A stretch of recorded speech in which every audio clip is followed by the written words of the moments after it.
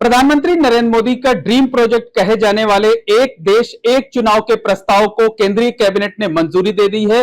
देश में अब जल्द ही एक देश एक चुनाव का सिस्टम लागू हो जाएगा, यानी सारे चुनाव एक साथ होंगे। समय की बचत होगी, पैसों की बचत होगी और चुनाव आचार संहिता लागू होने की वजह से विकास के जो काम रुक जाते थे वो अब प्रभावित नहीं होंगे। बहरहाल लोग इस पर क्या सोचते हैं ये जानने के लिए इस वक्त हम मौजूद हैं प्रयागराज में इलाहाबाद सेंट्रल यूनिवर्सिटी से एफिलिएटेड आर्य कन्या पीजी कॉलेज में। हमारे साथ यहाँ पर जो शिक्षाविद हैं वो सारे लोग हैं, इनसे बात करते हैं, इनसे समझने की कोशिश करते हैं।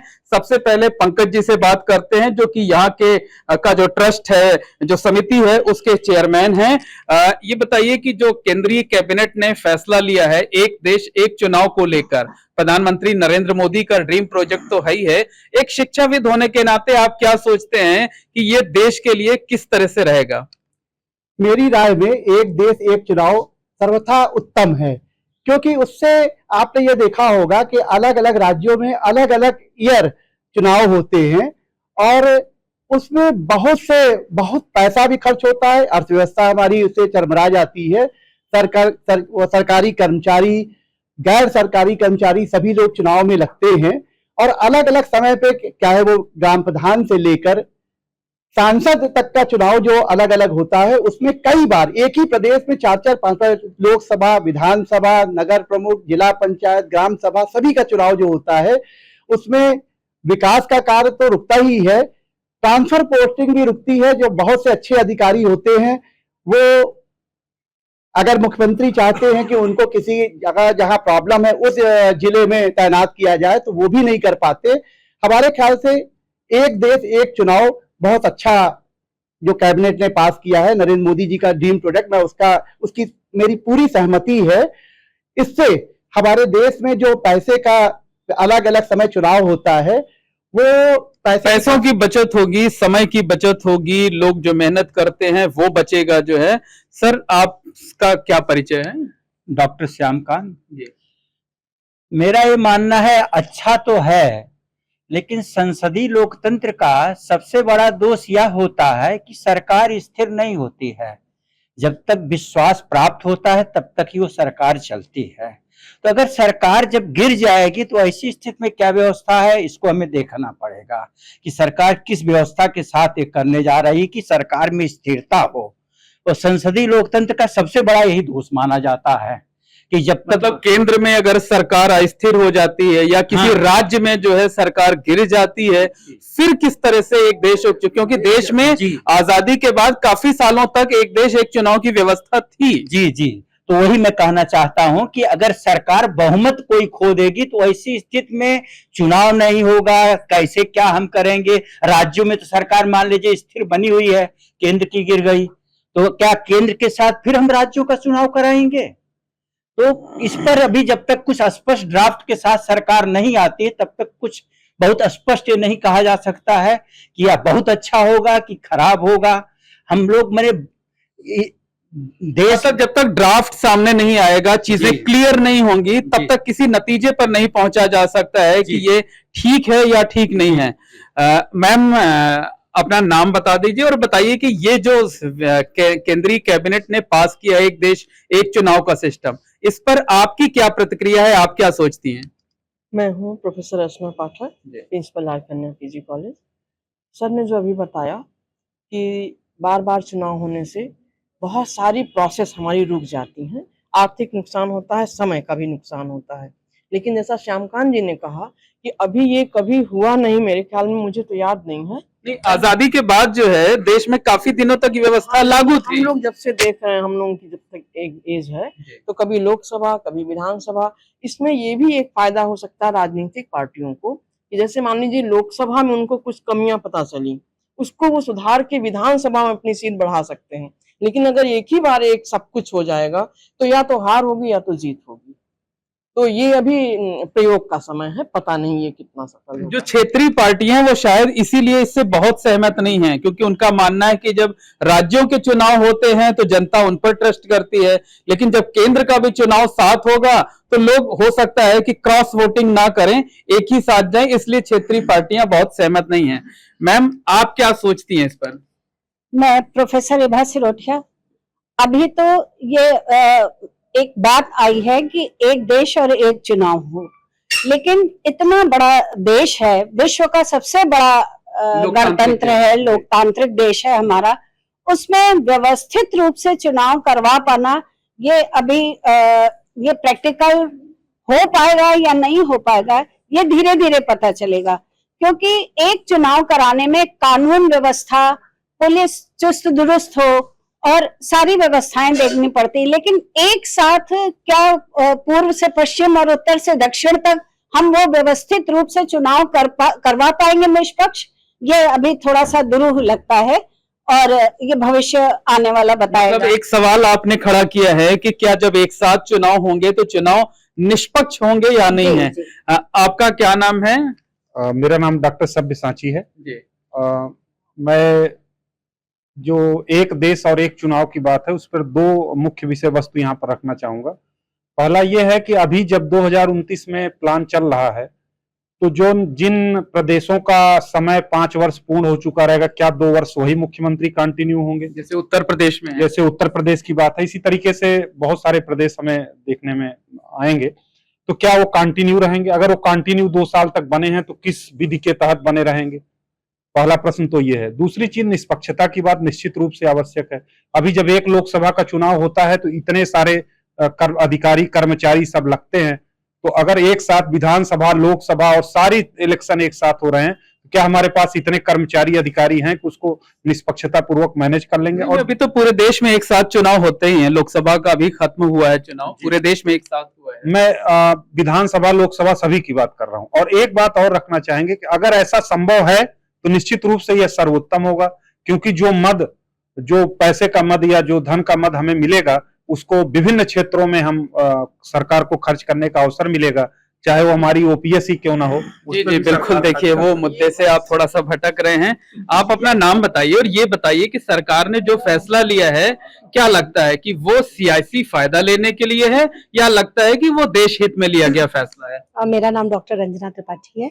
मेरा इसमें ये मानना है कि अगर हम किसी भी नए प्लान को बनाते हैं, उसको करने के जो गुण और दोष होते हैं, उसमें मुझे लगता है सरकार ने सोचा होगा, जैसे हमारा आधार कार्ड बना, उसी आधार पर क्या हमारा एक वोट ही सारे चुनाव को क्लियर करेगा कि उसी से हम विधायक, उसी से सांसद, उसी से कारपोरेटर, उसी से मेयर, ऐसी चुनाव प्रणाली होगी, या हमें नहीं, अलग अलग ईवीएम रहेगी। एक बार आप जाएंगी और वहां पर चाहे लोकसभा, विधानसभा का एक साथ कराने की अभी फिलहाल प्लानिंग है, तो वो 2 ईवीएम रहेगी, 2 ईवीएम पर जो है वो अगर वो संसाधन जुटा सकते तो सर्वोत्तम है।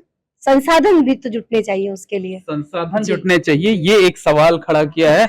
आपका क्या नाम है?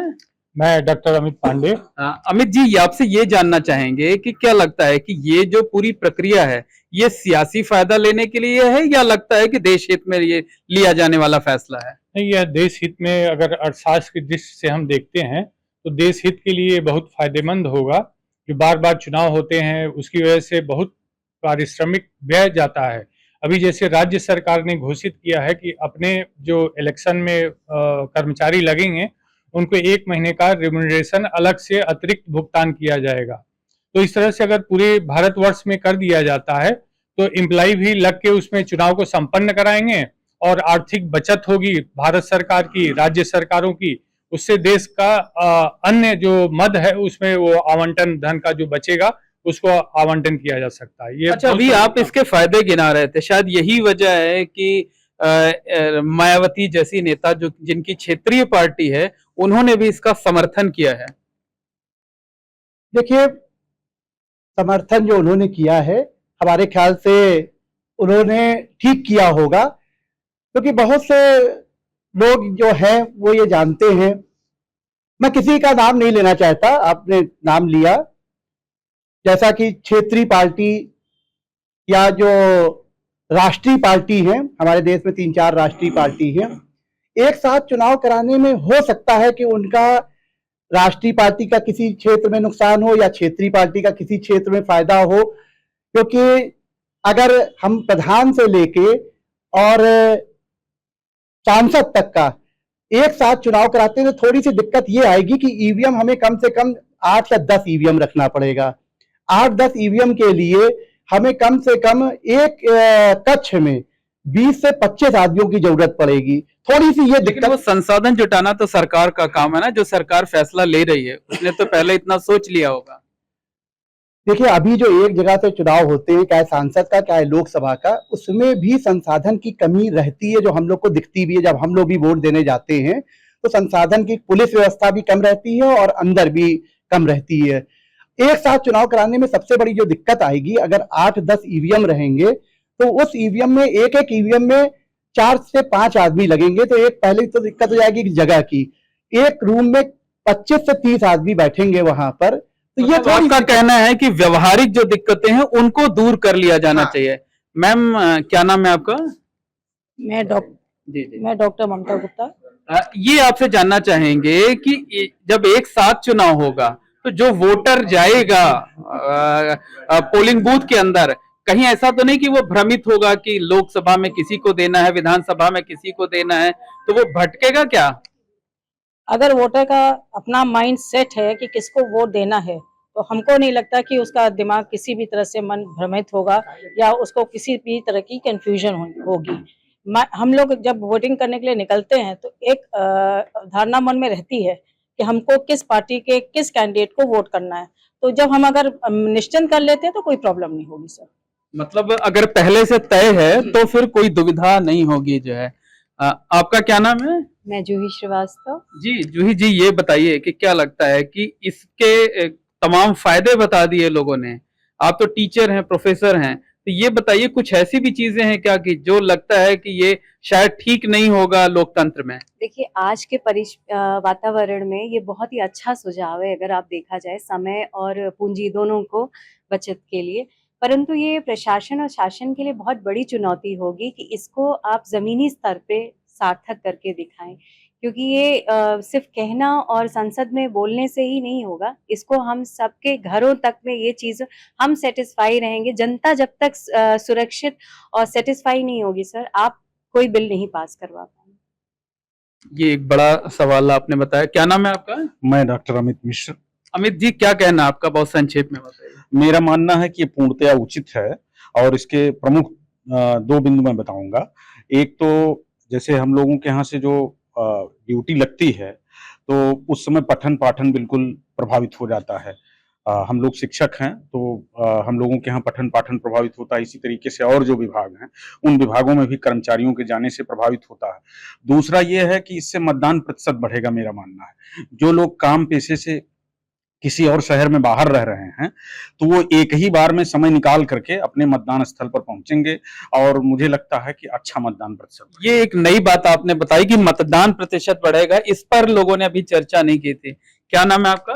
मेरा नाम डॉक्टर अवधेश कुमार है। अवधेश जी, क्या कहना है एक देश एक चुनाव पर? सबसे पहले तो ये है, जैसे अमित सर ने कहा, उसके पहले हमें राजनीतिक शिक्षा का प्रसार करना होगा, मतदान प्रतिशत बढ़ाना, महिलाओं की सहभागिता ज़्यादा है, लोकतांत्रिक मूल्यों का प्रसार करना होगा। वोटर जब वोट करने जाता है तो 2-4 लोगों को छोड़कर बाकी लोगों के नाम वो नहीं जानता है, तो वो पूर्ण रूप से भी उस पर काम होना है। थोड़े बहुत सुधार अगर हो जाएंगे तो 1 नेशन 1 पॉलिसी ठीक रहेगी। बिल्कुल, 1 नेशन 1 पॉलिसी ठीक रहेगी। लगता है कि चुनाव सुधारों की दिशा में ये एक बड़ा कदम साबित हो सकता है। देखिए ये सोच एक कभी ना कभी ये आनी ही थी। खैर ये अच्छी बात है, हम इसमें सफल होते हैं या असफल होते हैं ये तो आने वाला समय बताएगा। लेकिन अगर ये लोकसभा में बिल पास हुआ है तो हम लोगों को इसका स्वागत करना चाहिए, जिससे बार बार चुनाव होने से, जैसे अभी हमारे साथी ने बताया कि बार बार कर्मचारियों की ड्यूटी लगती है, बार बार पैसा भी खर्च होता है, एक ही बार में हम सारी चीजों को कर सकते हैं। हाँ, थोड़ी सी दिक्कत जनता को भी आएगी, क्योंकि जब 2 चुनाव होते हैं एक साथ, 2 लोगों को वोट देना होता है और जहां 7-8 लोगों को देना होगा वहां पे नाम की दिक्कत होगी। क्योंकि हमारे यहाँ शहर की तो बात दूसरी है, लेकिन गांव में थोड़ी शिक्षा की कमी है, तो वो उनको समझ में नहीं आएगा कि हम तो इनवैलिड वोट बहुत ज्यादा होंगे इस मामले। तो धन्यवाद। ये हैं प्रयागराज के लोग जिनका कहना है कि प्रधानमंत्री नरेंद्र मोदी की सोच अच्छी है। एक देश एक चुनाव से देश को तमाम फायदे होंगे। हालांकि तमाम लोगों के मन में अभी कई शंकाएं हैं, कई सवाल हैं। वो ये चाहते हैं कि इस ड्राफ्ट को सार्वजनिक किया जाए। जब ड्राफ्ट सार्वजनिक हो जाएगा उसके बाद इसमें लोगों से सुझाव मांगे जाएं और लोगों के सुझाव लेने के बाद ही कोई अंतिम फैसला लिया जाए।